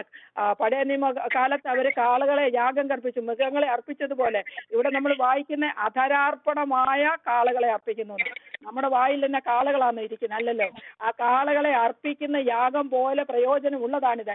അതുപോലെ നമ്മൾ ചിന്തിക്കണം പ്രിയമുള്ളവരെ, നമ്മൾ മനസ്സിലാക്കണം, സാത്താനെ നടുക്കുന്നുണ്ടെങ്കിൽ അത് മാത്രമാണ് സ്തോത്രമാണ്. ദൈവമക്കളുടെ സ്തോത്രത്തിലാണ് സാത്താനെ നടുക്കാൻ കഴിയുന്നത്. അവൻ നമ്മളെ വിട്ട് ഓടിപ്പോകും അത് കേട്ടാല്. ഹല്ലേലൂയ. ചിലര് കേൾക്കാമല്ലോ, എന്തുറക്കെ പറയുന്നത്. ഞാൻ ബെന്തക്കോസ്തിൽ ആദ്യമായിട്ട് അമേരിക്കയിൽ വന്നേ പിന്നെ ഞാൻ അന്ന് പോയത് പിന്നെ മാറാനാത്ത ബെദേൽ പി ജെക്ക് പാസ്റ്ററിന്റെ ചർച്ചിലായിരുന്നു. ആ പാസ്റ്ററിന്റെ ഭാര്യ കുഞ്ഞുമോള് സിസ്റ്റർ അവിടെ നിന്നൊരു സ്തോത്രം പറഞ്ഞാല് ആ ഗാർലൻഡ് ആ പ്രദേശത്തെങ്ങും ഒരു പിശാച് വരത്തില്ല. അതുപോലാണ് സ്തോത്രം. ഹല്ലേലൂയാന്ന് പറഞ്ഞാൽ എവിടെ കേൾക്കാവെന്നറിയാമോ? ഞാൻ ആദ്യം ഓർത്തിട്ടുണ്ട് ഇത് എത്രയും ശബ്ദം എവിടുന്നായി വരുന്നതെന്ന്. എത്ര വലിയ ശബ്ദത്തിലാ പറയുന്നത്. ഇടയ്ക്കിടയ്ക്ക് ഉറക്കെ എത്രത്തോളം ശബ്ദം എടുക്കുക അത്രത്തോളം ശബ്ദം എടുത്ത് സ്തോത്രം ചെയ്യും. അതിൽ പിന്നീട് ഞാൻ ഇതൊക്കെ കൂടുതൽ ബെന്തക്കോസ്തിലോട്ട് വന്നു വചനത്തിൽ ഇതായപ്പോഴാണ് ഈ സ്തോത്രത്തിന്റെ ശക്തി ഞാൻ മനസ്സിലാക്കിയത്. അത് വിലയേറിയതാണ് സ്തോത്രം. അതിന് വലിയ ശക്തിയുണ്ട്. പാതാള ഗോപുരങ്ങളെ ജയിക്കാൻ കഴിയുന്നതാണ്. ദൈവം പ്രസാദിക്കുന്ന ഒരു യാഗമാണിത്. ഹല്ലേലൂയ സ്തോത്ര. ദൈവം ഇതിൽ ഇഷ്ടപ്പെടുന്നു. നമ്മുടെ ആവശ്യങ്ങളെ സ്തോത്രത്തോടെ ദൈവസന്നിധിയിൽ വയ്ക്കാനാണ് കർത്താവ് നമ്മളോട് പറഞ്ഞിരിക്കുന്ന സ്തോത്രം. ഹല്ലേലൂയ, ഹല്ലേലൂയ സ്തോത്രം. ഹല്ലേലൂയ. സ്വമേധാദാനത്തോടെ ഞാൻ നിനക്ക് ഘനനയാഗം കഴിക്കും. യഹോവേ നിന്റെ നാമം നല്ലതെന്ന് ചൊല്ലി ഞാൻ അതിന് സ്തോത്രം ചെയ്യും. അല്ലെ സ്തോത്ര സങ്കീർത്തനത്തിലെല്ലാം നമ്മൾ ഒരുപാട് സ്തോത്രത്തെ കുറിച്ച്, സ്തുതിയെ കുറിച്ച്, ദൈവത്തെ വാഴ്ത്തുന്നു, പുകഴ്ത്തുന്നു, മഹത്വപ്പെടുത്തുന്നു, ആരാധനയെ കുറിച്ച് ഒരുപാട് കാര്യങ്ങൾ നമ്മൾ അതിൻ്റെ അകത്ത് കാണുന്നുണ്ട്. സ്തോത്ര. ഹല്ലേലൂയ. അതനുസരിച്ച് മുൻപോട്ട് പോകുവാൻ തക്കോണം. അതനുസരിച്ച് നമ്മൾ മുൻപോട്ട് പോകണം. നമ്മൾ സ്തോത്രത്തിൽ കവിഞ്ഞിരിപ്പാൻ തക്കോണം കർത്താവ് ഇടയാക്കട്ടെ. സ്തോത്ര യാഗങ്ങളെ കഴിക്കണം. സംഗീതത്തോടുകൂടി അവന്റെ പ്രവൃത്തികളെ വർണ്ണിക്കുകയും ചെയ്യട്ടെ. അങ്ങനെ നമ്മൾ സ്തോത്രത്തിൽ കവിഞ്ഞിരിപ്പാൻ തക്കോണം കർത്താവ് നമ്മളെ സഹായിക്കട്ടെ. സ്തോത്രം. ഹല്ലേലൂയ. മറക്കരുത്, സ്തോത്രം ചെയ്യുവാൻ മറക്കരുത്. വിവേകത്തോടുകൂടി വേണം സ്തോത്രം ചെയ്യാൻ. ആരെങ്കിലും മരിച്ചാൽ ഉടനെ ഉറക്കെ അവിടെ നിന്ന് സ്തോത്രം പറയരുത്. പറഞ്ഞാൽ നിങ്ങൾക്ക് ആശ്വാസം ഉണ്ടാകും, പക്ഷേ നിങ്ങൾ അപമാനിതരാകും, മറ്റുള്ളവരുടെ പഴി കേൾക്കേണ്ടി വരും. അല്ലെ ഗ്രേസ് മാമ ഇങ്ങനെ പറഞ്ഞു, ആ സ്തോത്രത്തിന് ശക്തിയുണ്ട്, സമാധാനം കിട്ടും. അതുകൊണ്ട് വിവേകമില്ലാത്ത പോലെ, പരിജ്ഞാനമില്ലാത്ത പോലെ സ്തോത്രം പറയരുത്. നിങ്ങളുടെ മുറിയിൽ പോയി ദൈവസന്നിധിയിൽ സ്തോത്രം പറയുക. ഞാൻ അനുഭവിച്ചറിഞ്ഞുകൊണ്ട് പറയുകയാണ്, നമ്മളൊരു സ്തോത്രം പറഞ്ഞു കഴിയുമ്പോൾ അല്ലെങ്കിൽ സ്തോത്രം വീണ്ടും വീണ്ടും നമ്മുടെ വായിലേക്ക് ആ സ്തോത്രം വരും, ആ സമാധാനം നമ്മളിൽ വരും. അതുകൊണ്ട് ആ സ്തോത്രം ബുദ്ധിപൂർവ്വം പറയുവാൻ ദൈവം നമ്മളെ സഹായിക്കട്ടെ. എന്നാൽ അല്ലാത്ത സ്തോത്രം നമുക്കെപ്പോഴും മറ്റുള്ളവരെ ഓർക്കുമ്പോൾ സ്തോത്രം ചെയ്യുക. നമ്മളെ സഹായിച്ച ആരെങ്കിലും ഉണ്ടെങ്കിൽ അവരെ ഓർത്ത് സ്തോത്രം ചെയ്യുക. നമുക്ക് പണം തന്നിട്ടുള്ളവരെ, നമുക്ക് ആഹാരം തന്നിട്ടുള്ളവർ, വസ്ത്രം തന്നിട്ടുള്ളവരെ, നമുക്ക് ഒരു ആശ്വാസത്തിന്റെ വാക്കുകൾ തന്നിട്ടുള്ളവരെ നമ്മൾ ഓർക്കുമ്പോൾ ദൈവസന്നിധിയിൽ അവർക്ക് വേണ്ടി നമ്മൾ സ്തോത്രം ചെയ്യണം. ദൈവം ചെയ്ത നന്മകൾക്കായിട്ട് ദൈവസന്നിധിയിൽ സ്തോത്രം ചെയ്യുക. അതുപോലെ നമുക്ക് തന്നിരിക്കുന്ന ഈ നന്മകളെ ഓർത്ത്, മറ്റുള്ളവർക്ക് ചെയ്ത നന്മകളെ ഓർത്ത് അവരെ ഓർക്കുമ്പോഴൊക്കെയും നമ്മൾ സ്തോത്രം ചെയ്യുക. ഹല്ലേലൂയ, സ്തോത്രം. ഹല്ലേലൂയ, സ്തോത്രം, സ്തോത്രം. അങ്ങനെ ആ സ്തോത്രത്തിൽ കവിഞ്ഞിരിപ്പാൻ ദൈവം നമ്മളെ സഹായിക്കട്ടെ. സ്തോത്രം. ഇനി സ്തുതി എന്ന വാക്ക്, സ്തോത്രവും സ്തുതിയും ദൈവത്തെ എപ്പോഴും സ്തുതിക്കണമെന്നല്ലേ? അത് നമ്മൾ സങ്കീർത്തനത്തിലാണ് അത് കൂടുതൽ നമ്മൾ വായിക്കുന്നുണ്ട്. അല്ലെ, സങ്കീർത്തനം 63:3 വായിക്കുന്നു, നിന്റെ ദയ ജീവനേക്കാൾ നല്ലതാകുന്നു, എന്റെ അധരങ്ങൾ നിന്നെ സ്തുതിക്കും. ഹല്ലേലൂയ. നമ്മൾ വായിക്കുന്ന സ്തുതികളിന്മേൽ വസിക്കുന്ന ദൈവമാണ്. ദൈവം സ്തുതികളിന്മേൽ വസിക്കുന്നവനാണ്. ഹല്ലേലൂയ. ഭൂമി മുഴുവനും ദൈവത്തിന്റെ സ്തുതി കൊണ്ട് നിറഞ്ഞു നിൽക്കുന്നു നമ്മൾ വായിക്കുന്നുണ്ട്. ഹല്ലേലൂയ, സ്തോത്ര. സ്തുതികളിൽ ഭയങ്കരനാണ് ദൈവം നമ്മൾ വായിക്കുന്നുണ്ട്. ഞാൻ എന്റെ സ്തുതി മറ്റൊരുത്തനും വിട്ടുകൊടുക്കത്തില്ലെന്ന് പറഞ്ഞിട്ടുണ്ട്. ഹല്ലേലൂയ. ആകയാൽ ഈ സ്തുതികളിന്മേൽ വസിക്കുന്ന ദൈവത്തിന്റെ സന്നിധിയിലായിരിക്കാൻ ദൈവത്തെ സ്തുതിക്കുന്നവരായിരിക്കട്ടെ. സ്തോത്രം. ഹല്ലേലൂയ. നമുക്ക് അവിടെ ഇരുന്ന് സമയം കിട്ടുമ്പോൾ വെറുതെ എണ്ണി കുറച്ച് ഒരു 100 പ്രാവശ്യമെങ്കിലും ഒരു സ്തുതി അല്ലെ സ്തോത്രം നമുക്ക് പറയാം. എണ്ണിയാന്നേലും പറയാം. ദൈവത്തെ സ്തുതിക്കുക. നമ്മൾ അതൊരു ശീലമാക്കി നമ്മൾ എടുക്കണം. സ്തുതിക്കുന്നത്, സ്തോത്രം ചെയ്യുന്നത്, ദൈവത്തെ വാഴ്ത്തുന്നത്, ദൈവത്തെ പുകഴ്ത്തുന്നത്, ദൈവത്തെ മഹത്വപ്പെടുത്തുന്നതെല്ലാം നമ്മൾക്കൊരു ശീലമാക്കി എടുക്കുവാൻ തക്കോണം കർത്താവ് നമ്മളെ സഹായിക്കട്ടെ. 150 സങ്കീർത്തനത്തിൽ നമ്മൾ വായിക്കുന്നല്ലോ, ദൈവത്തെ സ്തുതിക്കുന്നതിനെ കുറിച്ച് പറഞ്ഞിരിക്കുന്നു. ഹല്ലേലൂയ, സ്തോത്ര. നമ്മൾ എന്തിനെല്ലാം സ്തുതിക്കണമെന്ന് അവിടെ വായിക്കുന്നുണ്ട് ആ സങ്കീർത്തനത്തില്. ദൈവത്തിന്റെ വീര്യ പ്രവൃത്തികൾ നിമിത്തം അവനെ സ്തുതിക്കണം. സ്വജനത്തിന്റെ ഒരു കൊമ്പ് ഉയർത്തിയിരിക്കുന്നതുകൊണ്ട് നമ്മൾ ദൈവത്തെ സ്തുതിക്കണം. അവന്റെ മഹിമാധനത്തിന് തക്കവണ്ണം അവനെ സ്തുതിക്കണം. ഹല്ലേലൂയ. ഈ 3 കാര്യങ്ങൾ അവിടെ പറഞ്ഞിട്ടുണ്ട്. അവനെ സ്തുതിക്കേണ്ട കാര്യങ്ങൾ, അവന്റെ വീര്യ പ്രവൃത്തികൾ നിമിത്തം നമ്മൾ അവനെ സ്തുതിക്കണം. ഹല്ലേലൂയ, സ്തോത്രം. എന്നാൽ എങ്ങനെ സ്തുതിക്കണമെന്ന് അവിടെ നമ്മൾ വായിക്കുന്നുണ്ട്. കാഹളനാദത്തോടെ അവനെ സ്തുതിക്കണം. നമ്മൾ ആ വാക്യങ്ങൾ മുഴുവൻ, അധ്യായം മുഴുവനും വായിക്കുമ്പോൾ അവിടെ പറഞ്ഞിട്ടുണ്ട്, കാഹളനാദത്തോടെ സ്തുതിക്കണം, വീണയോടും കിന്നരത്തോടും കൂടെ സ്തുതിക്കണം, തപ്പോടും നൃത്തത്തോടും കൂടെ സ്തുതിക്കണം, തന്ത്രിനാദത്തോടും കുടലോടും കൂടെ ദൈവത്തെ സ്തുതിക്കണം, ഉച്ചനാദമുള്ള കൈത്താളങ്ങളോട് സ്തുതിക്കണം, അത്യുച്ചനാദമുള്ള കൈത്താളങ്ങളോട് സ്തുതിക്കണം. ഹല്ലേലൂയ, ഹല്ലേലൂയ, സ്തോത്രം. ഉച്ചനാദമുള്ള കൈത്താളങ്ങളോട് നമ്മൾ കൈയടിച്ച് ദൈവത്തെ സ്തുതിക്കേണ്ടവരാണ്. ഹല്ലേലൂയ. 10 കമ്പിയുള്ള വീണയാണ് നമ്മുടെ കൈയുടെ വിരലുകള്. നമ്മുടെ കൈ 10 കമ്പിയുള്ള വീണയാണ്. അത് അടിച്ച് നമ്മൾ ദൈവത്തെ മഹത്വപ്പെടുത്തണം. ഹല്ലേലൂയ, സ്തോത്ര. നമ്മൾ പാട്ടുകളിൽ പാടുകയല്ല, ബ്രദറിലൊക്കെ ആയിരുന്നപ്പോ കൈയും മടിയിൽ വെച്ചോണ്ട് പാടുന്ന പാട്ടിന്റെ ഒരു ശീലാണിത്. കൈത്താളം നാദമത്ര ശക്തിയാ മുഴക്കിടട്ടെ, സാത്താൻ നടുങ്ങിടട്ടെ എന്ന് നമ്മൾ കൈയും മടിയിൽ വെച്ചുകൊണ്ട് പാട്ട് പുസ്തകം തുറന്നു വെച്ച, കാണാതെ പാട്ടൊന്നും അറിയത്തില്ല, മടിയിൽ വെച്ചുകൊണ്ട് നമ്മൾ ഈ പാട്ട് പാടുമ്പോൾ ഏത് സാത്താൻ എവിടെ നടുങ്ങാനാണ്? നമ്മൾ ശക്തിയോടെ കൈയടിക്കുക. Hallelujah, hallelujah. കൈ കൊട്ടി അവരെ വിരട്ടുമെന്ന് യോബിന്റെ പുസ്തകത്തിൽ ഒരു വാക്യമുണ്ട്. അല്ലെ, സ്തോത്രാകിയാൽ നമ്മുടെ കൈത്താളങ്ങൾ ശക്തിയോട് കൂടി ഇതായിരിക്കാൻ തക്കണം. കർത്താവ് നമ്മളെ ഒരുക്കണം. നമ്മുടെ കൈക്ക് ബലമുണ്ടെങ്കിൽ നമ്മൾ കൈ അടിക്കുക. ആരും മടി പിടിച്ചിരിക്കരുത്. പതുക്കെ അടിച്ചുകൊണ്ടിരിക്കാനല്ല. തുടക്കത്തിലേ ഒന്ന് ശക്തിയോടെ അടിക്കുക. കൈയുടെ വേദനയൊക്കെ അങ്ങ് മാറിപ്പോകും. അതിനായിട്ട് ദൈവം നമ്മളെ സഹായിക്കട്ടെ. ആ കൈത്താള നാദങ്ങളോടെ ദൈവത്തെ സ്തുതിക്കുന്നവരായിരിക്കാൻ, അത്യുച്ചനാദമുള്ള കൈത്താളങ്ങളോടെ. ഇത്രയും കയ്യടി വേണം, ഇത്രയും ശബ്ദം വേണം, ഇത്രയും ഒച്ച വേണം. ഇതെല്ലാം എന്നോട് ചോദിച്ചിട്ടുള്ള കാര്യങ്ങളായതുകൊണ്ടാണ് ഞാനിതൊക്കെ പറയുന്നത്. ഹല്ലേലൂയ. നമ്മൾ ചില ഇഷ്ടമുള്ള ഫുട്ബോൾ കളിയോ ഗെയിം കണ്ടുകൊണ്ടിരിക്കുകയാണെങ്കിൽ, അല്ലെ കുഞ്ഞുങ്ങൾ വല്ല നല്ല കാര്യങ്ങൾ ചെയ്ത് കണ്ടുകൊണ്ടിരിക്കുകയാണെങ്കിൽ നമ്മൾ കൈയടിക്കത്തില്ലേ? കൈയടിച്ച് പ്രോത്സാഹിപ്പിക്കത്തില്ലേ? കൈയടിച്ച് ചിരിക്കത്തില്ലേ? നമ്മൾ സന്തോഷിക്കത്തില്ലേ? ആ കൈയടി ചിലപ്പോൾ നമ്മൾ പതുക്കെയാണ് അടിക്കുന്നത്, ചിലപ്പോൾ ഒച്ചയിൽ നമ്മൾ കൈയടിക്കത്തില്ലേ? ആ കൈയടി അത് ദൈവത്തിന്റെ സന്നിധിയിൽ വരുമ്പോൾ മാത്രം നമുക്ക് ആ കൈയടി ഇല്ലാത്ത പോകുന്ന അവസ്ഥയിലേക്ക് നമ്മൾ ആയി പോകുന്നു. അങ്ങനെ ആയി തീരാതിരിപ്പാൻ ദൈവം നമ്മളെ സഹായിക്കട്ടെ. സ്തോത്ര. ഹല്ലേലൂയ. ഈ സ്തുതിയെ കുറിച്ച് എനിക്ക് പറഞ്ഞു തീർക്കാനായിട്ട് സമയമില്ല. അതുകൊണ്ട് ദൈവം അനുവദിക്കാമെങ്കിൽ അടുത്ത ആഴ്ച പറയാൻ. നിങ്ങൾ ആരും ബോറടിച്ചില്ലെന്ന് വിചാരിക്കുന്നു. എന്നും ഇതേ പറയാനുള്ളെന്ന് ഓർത്തോണ്ട് ആരും ഒന്നും പറയരുത്. ഞാൻ ഒരു നല്ല കാര്യം ഇത് കേൾക്കുന്നവരിൽ ഒരാളെങ്കിലും ഇതുപോലെ വയ സൂക്ഷിക്കാനായിട്ട് ഒരാൾക്കെങ്കിലും കഴിഞ്ഞിരുന്നെങ്കിൽ അത് ദൈവസന്നിധിയിലെ പ്രയോജനമുള്ളതാണ്, നമ്മുടെ ജീവിതത്തിന് അനുഗ്രഹമാണ്. ആകയാൽ ദൈവത്തിന്റെ കൃപയിൽ മുന്നേറുവാനും സ്തോത്രമെന്ന യാഗയുടെ കൂടാതെ അർപ്പിച്ചുകൊണ്ട് സ്തുതി പറഞ്ഞുകൊണ്ട് ദൈവത്തെ ആരാധിച്ചുകൊണ്ട് ഓരോ ദിവസവും മുൻപോട്ട് പോകാൻ കർത്താവ് നമ്മളെ സഹായിക്കട്ടെ. ഇമ്പമുള്ള വാക്കുകൾ നമ്മുടെ വായിൽ നിന്ന് വീഴട്ടെ. സ്തോത്രം. ദൈവനാമം മഹത്വപ്പെടുക്കട്ടെ. സ്തോത്രം. Hallelujah, hallelujah. സ്തോത്രം. കർത്താവേ, പരിശുദ്ധനായ ദൈവമേ, സ്വർഗ്ഗസ്ഥപിതാവേ, ഞങ്ങൾ നന്ദിയോട് സ്തോത്രം ചെയ്യുന്നു. കടന്നു വന്ന് കർത്താവേ, ഞങ്ങളുടെ ജീവിതത്തിൽ ദൈവമക്കൾ ചെയ്യേണ്ട അനേക കാര്യങ്ങളെക്കുറിച്ച്, ഞങ്ങളുടെ വായിൽ നിന്നും വീഴേണ്ട കാര്യങ്ങളെക്കുറിച്ച് ഞങ്ങൾ കേട്ട് കർത്താവേ, ഞങ്ങളുടെ ജീവിതത്തിൽ ഇത് പ്രായോഗികമാക്കുവാൻ ഞങ്ങളെ സഹായിക്കണമേ. സ്തുതിക്കേണ്ടടുത്ത് സ്തുതിക്കാൻ, സ്തോത്രം ചെയ്യേണ്ടടുത്ത് സ്തോത്രം ചെയ്യുവാൻ, നന്ദി പറയേണ്ടടുത്ത് നന്ദി പറയുവാൻ കർത്താവ് ഞങ്ങളെ ഒരുക്കണമേ. ഞങ്ങളുടെ വാക്കുകൾ എപ്പോഴും ഇമ്പമുള്ളതായി തീരട്ടെ, ഉപ്പിനാൽ ഇരുവരുത്തതായി തീർത്തെ കർത്താവേ. പരിജ്ഞാനമുള്ള അധരങ്ങൾ ഞങ്ങൾക്ക് തരണമെന്ന് പ്രാർത്ഥിക്കുന്നു കർത്താവേ. സ്തോത്രം. Hallelujah, hallelujah. സ്തോത്രം. ഇമ്പമുള്ള അധരങ്ങൾ വായ ചുംബിക്കുന്നു എന്നാണല്ലോ കർത്താവേ. ഞങ്ങളുടെ വായിൽ ഇമ്പമുള്ള വാക്കുകൾ വരുമ്പോൾ അതൊരു ചുംബനം പോലാണല്ലോ കർത്താവേ. ഇതെല്ലാം ഞങ്ങൾക്ക് വചനത്തിൽ കൂടെ തന്നിട്ടുണ്ട്, ഞങ്ങൾ വായിച്ചിട്ടുണ്ട്. ഒന്നല്ല കർത്താവ്, എത്രയോ വട്ടം ഞങ്ങൾക്ക് വായിച്ചിട്ടുണ്ട്. ഞങ്ങൾ ഇതെല്ലാം വിട്ട് കളഞ്ഞിട്ടുണ്ട്, ഒന്നും അനുസരിക്കാൻ കഴിയാത്തവരായിട്ടിരിക്കുന്നു. അപ്പാ, ഈ ആണ്ടിന്റെ അവസാന വ്യാഴാഴ്ച വൈകുന്നേരം ഞങ്ങൾ പ്രേയറിലായാലും ആരൊക്കെ ഉണ്ട്, ഞങ്ങൾ ഒന്നിച്ച് ദിവസം മുട്ട് മടക്കുകയാണ്. അതുകൊണ്ട് സ്വർഗത്തിലും ഭൂമിയിലും പേര് വരുവാൻ കാരണമായ പിതാവിന്റെ സാന്നിധ്യം ഞങ്ങൾ മുട്ട് മടക്കുന്നപ്പ, ഞങ്ങളുടെ തലയെ വണക്കുന്നപ്പ, ഞങ്ങൾക്ക് നന്നായിട്ട് ജീവിക്കാൻ ആവശ്യമുണ്ട്, ആഗ്രഹമുണ്ട്. ഞങ്ങളുടെ നാവിനെ നിയന്ത്രിക്കാൻ ഞങ്ങൾക്ക് ആഗ്രഹമുണ്ട്. ഹല്ലേലൂയ. സ്തോത്ര. നാവിന്റെ പരിശുദ്ധാത്മാവിനൊരു ശുദ്ധീകരണം പ്രാപിപ്പാൻ ഞങ്ങൾ ആഗ്രഹിക്കുന്നപ്പ, ഞങ്ങളുടെ ജീവിതത്തിന് നന്മകൾ നഷ്ടപ്പെടുന്ന എല്ലാ വാക്കുകളും ഞങ്ങളെ വിട്ടുപോകട്ടെ.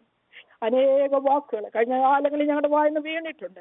ഞങ്ങളുടെ കുഞ്ഞുങ്ങളുടെ നന്മ നഷ്ടപ്പെടുന്നത്, ഞങ്ങളുടെ നന്മ, ആരോഗ്യം നഷ്ടപ്പെട്ടു പോകുന്ന വിധത്തിൽ ഞങ്ങൾ രോഗികളായി തീർന്നു, ഞങ്ങളുടെ അസ്ഥികൾക്ക് ദ്രവത്വമായി തീർന്നിട്ടുള്ളത് കർത്താവെ, അനേക വാക്കുകൾ ഞങ്ങളുടെ വായിന്ന് വീണിട്ടുണ്ട്. അപ്പാ, ഞങ്ങളോട് ക്ഷമിക്കണമേ, ഞങ്ങളോട് ക്ഷമിക്കണമേ, ഞങ്ങളോട് ക്ഷമിക്കണം. ഞങ്ങൾ ഒന്നിച്ച് കർത്താവിന്റെ പാതപെടുത്തി ക്ഷമ ചോദിക്കുന്നു. ഇനിയുള്ള കാലങ്ങൾ കർത്താവിനെ പ്രസാദിപ്പിച്ചുകൊണ്ട്, ദൈവഹിതമായ വാക്കുകൾ പറഞ്ഞുകൊണ്ട്, ഉത്തമമായത് പ്രസ്താവിച്ചുകൊണ്ട്, ദൈവത്തിന്റെ പ്രസാദമായത് ചെയ്തുകൊണ്ട്, ലാവണ്യ വാക്കുകൾ പറഞ്ഞ്, ഇമ്പമുള്ള വാക്കുകൾ പറഞ്ഞ് കർത്താവേ, ഹല്ലേലൂയ. സ്തോത്ര കർത്താവെ, പരിജ്ഞാനത്തോടെ പെരുമാറുവാൻ, കൃപയോടുകൂടി ഉപ്പിനാൽ രുചിവരുത്തുമായ വാക്കുകൾ പറയുവാൻ, ദേഷ്യപ്പെട്ട് വരുന്നവരോട്, ക്രോധിച്ച് കുത്തിച്ച് വരുന്നവരെ ശാന്തമായി സംസാരിപ്പാനുള്ളൊരു ഹൃദയം ഞങ്ങൾക്ക് തന്നാട്ടപ്പാ. അപ്പാ, അടിയനിതാ അവിടുത്തെ പാതപടത്തിൽ ഇരിക്കുന്ന അടിയനെ സമർപ്പിക്കുന്നു. കഴിഞ്ഞ കാലങ്ങളിൽ വന്നിട്ടുള്ള കുറവുകൾ, വാക്കുകളിൽ കൂടെ വന്ന മറ്റുള്ളവരെ വേദനിപ്പിച്ചിട്ടുള്ളതൊക്കെ ക്ഷമിക്കണമേ. അപ്പാ, ക്ഷമിക്കണമേ, മനഃപൂർവ്വമായി ക്ഷമിക്കണമേ. ഞങ്ങളുടെ തലമുറ നല്ല വാക്കുകളെ പറഞ്ഞുകൊണ്ട് ദൈവത്തെ മഹത്വപ്പെടുത്തിക്കൊണ്ട് മുൻപോട്ട് പോവാൻ അടിയനെ എല്ലാവരെയും സന്നിധിയിൽ സമർപ്പിച്ച് പ്രാർത്ഥിക്കുന്നു. കർത്താവ് വരുവാൻ താമസിക്കുന്നുവെങ്കിൽ പുതുവർഷത്തിൽ ഞങ്ങൾക്ക് എല്ലാവർക്കും പ്രവേശിപ്പാനിടയാക്കുകയും ആ പുതുവർഷത്തിന്റെ വ്യാഴാഴ്ച കടന്നു വന്ന് ദൈവസന്നിധിന്റെ ബാക്കി പറയുവാൻ കർത്താവ് സഹായിച്ചാട്ടെ. അതിനുള്ള ആരോഗ്യ ബലവും സൗഖ്യം തന്നാട്ടെ. അതിന് മുൻപാകത്ത് ഞങ്ങളുടെ ഹൃദയത്തെ, ഞങ്ങളുടെ നാവിനെ ഒന്ന് ശുദ്ധീകരിപ്പാൻ കർത്താവ് സഹായിച്ചാട്ടെ. പ്രാർത്ഥന കേട്ടതിനാഥ സ്തോത്രം, യേശു ക്രിസ്തുവിന്റെ നാമത്തിൽ തന്നെ. ആമേൻ, ആമേൻ. Thank U.